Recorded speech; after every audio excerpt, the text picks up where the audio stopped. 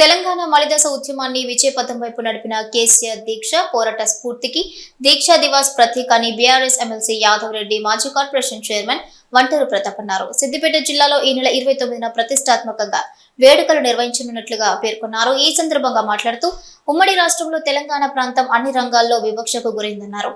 నిధులు, నీళ్లు, ఉద్యోగాలు అనే ట్యాగ్ లైన్ తో కేసీఆర్ ఉద్యమం చేశారని, కేసీఆర్ పోరాటం వల్ల తెలంగాణ రాష్ట్రం వచ్చిందని కొనియాడారు. నాయకుడు సిద్దిపేట బిడ్డ కావడం నిజంగా కూడా మనందరి అదృష్టం. రేపు రాబోయే ఈ దీక్షా దివస్ కార్యక్రమం కూడా రాష్ట్రానికే దిక్సూచిగా జరిగే విధంగా ఏర్పాట్లు చేయాలని చెప్పి గౌరవ ఎమ్మెల్సీ గారు యాదవ్ రెడ్డి గారి ఆదేశాలకు అనుగుణంగా నిన్న గౌరవ మాజీ మంత్రివర్యులు హరీష్ రావు గారి యొక్క దిశానిర్దేశం మేరకు ఈరోజు సమావేశం ఏర్పాటు చేసుకున్నాం.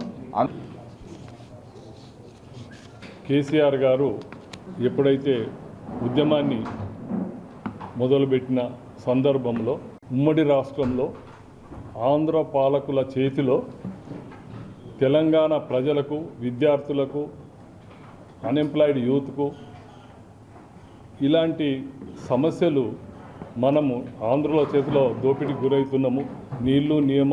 నిధులు నియామకాలు వారిని కదిలించి వేసి మన తెలంగాణ మనకు వస్తే తప్ప మన సమస్యలు, మన ప్రాంత సమస్యలు తీరాయనే ఒక లక్ష్యంతో ఆనాడు ఉద్యమాన్ని దశల వారీగా తీసుకురావడం జరిగింది.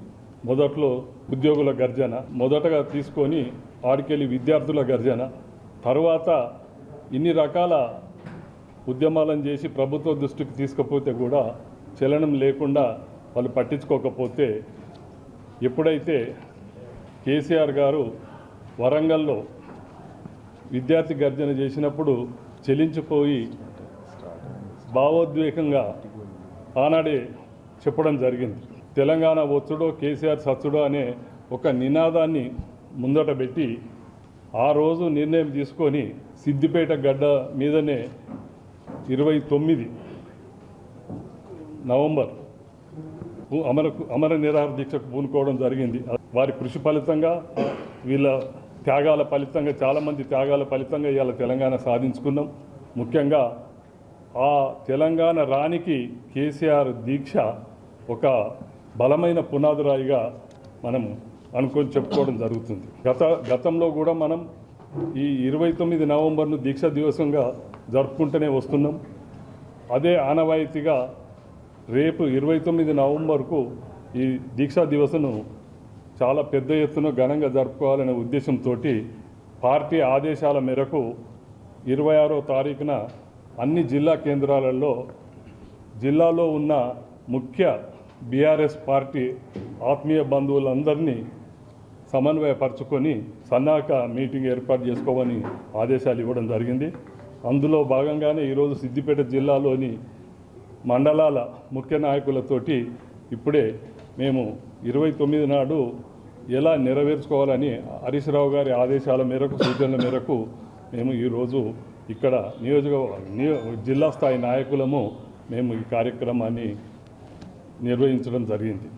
29వ తారీఖు నాడు జిల్లా కేంద్రంలో, అన్ని జిల్లా కేంద్రాల్లో, అందులో సిద్దిపేట మన జిల్లా కేంద్రంలో మంత్రి హరీష్ రావు గారి, మాజీ మంత్రివర్యులు హరీష్ రావు గారి నాయకత్వంలో ఈ జిల్లాలోని అందరూ ఎమ్మెల్యేలు, మాజీ ఎమ్మెల్యేలు, మాజీ జిల్లా పరిషత్ చైర్మన్లు, మున్సిపల్ చైర్మన్లు, కార్పొరేషన్ చైర్మన్లు, మాజీ ఎమ్మెల్సీలు, ముఖ్య నాయకులంతా, ఈ జిల్లాలో ఉండే ముఖ్య నాయకులంతా హరీష్ రావు గారి నాయకత్వంలో ఆ రోజు ఉదయం 9:30కు తెలంగాణ తల్లి విగ్రహానికి పూలమాల సమర్పించి ఆడికెళ్ళి కేసీఆర్ గారు ఎక్కడైతే ఆ రోజు దీక్షకు కూర్చున్నాడో ఆ స్థలానికి ఇప్పుడు దీక్ష మనం స్తూపంగా ఏర్పాటు చేసుకోవడం జరిగింది.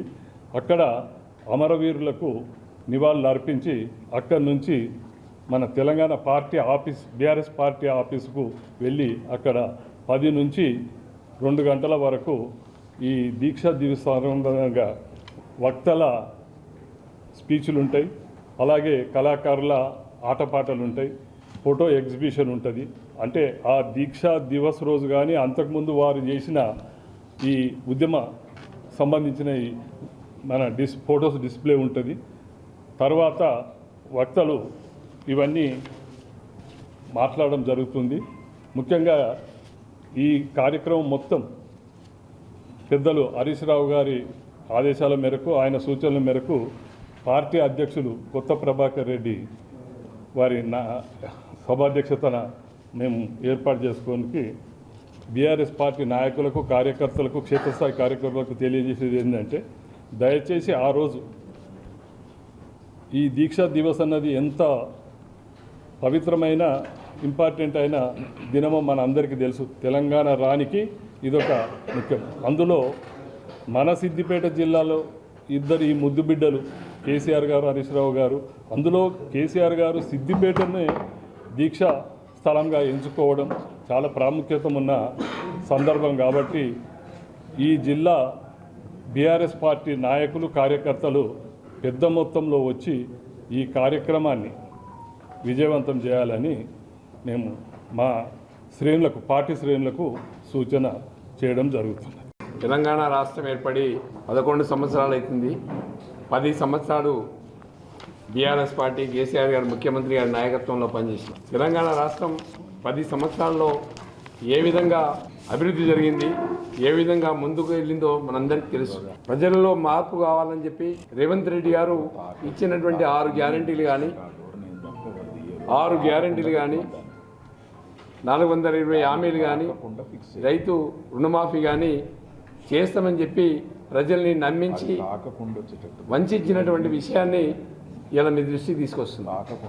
ఇలా రేవంత్ రెడ్డి గారు గత 11 మాసాల కాలంలో ఎక్కడ మీటింగ్ పెట్టని, ఏ సభ ఉండని, ఏ ప్రభుత్వ అధికార లాంఛనాలు ఉండని, సబ్జెక్ట్ ఏదైనా కానీ అది కేసీఆర్ గారిని ఉద్దేశించి మాట్లాడడం, కేసీఆర్ గారిని రామజపం ఏ విధంగా ఉంటుందో రేవంత్ రెడ్డి గారు కేసీఆర్ కేసీఆర్ కేసీఆర్ అని చెప్పి జపం చేస్తున్నాడు.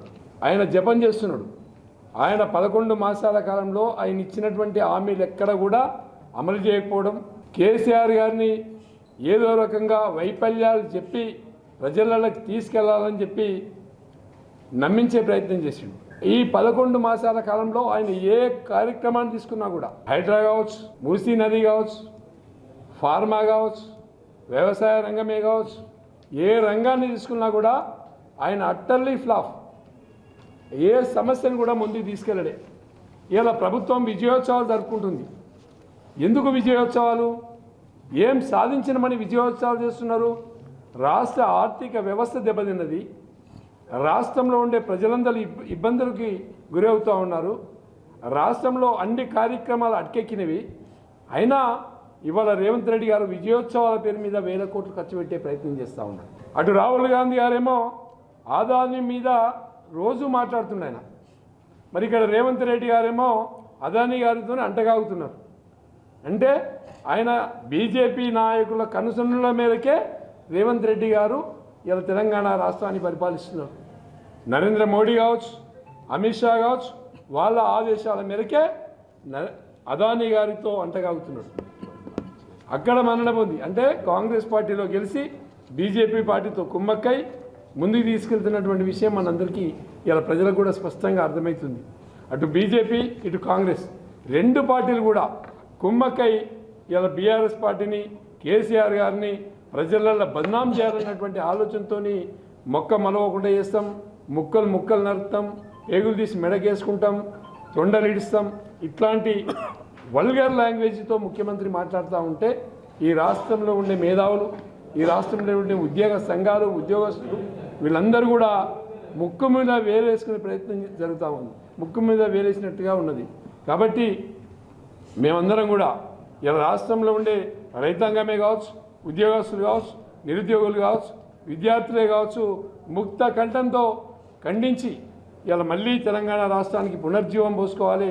తెలంగాణ సాధించినటువంటి రాష్ట్రాన్ని మరి భారతదేశంలో నంబర్ 1గా పెట్టినటువంటి గౌరవ కేసీఆర్ గారి నాయకత్వంలో ముందుకు సాగాలన్న ఉద్దేశంతో ఇలా పార్టీ ఆదేశాల మేరకి రేపు మరి 29వ తారీఖు నాడు ఈ సమావేశం ఏర్పాటు చేసుకొని అక్కడ తెలంగాణ రాష్ట్రం సాధించిన విషయంలో కానీ, మరి తెలంగాణ ఉద్యమాలలో పాల్గొంచుకున్నటువంటి కార్యకర్తలు నాయకులు వాళ్ళందరినీ అదే అమరవీరుని అందరూ కూడా ఆ రోజు స్మరించుకొని భవిష్యత్తు కార్యక్రమాన్ని కూడా ముందుకు తీసుకెళ్లే విధంగా ప్రయత్నం చేస్తామని చెప్పి ఈ సందర్భంగా తెలియజేస్తాం.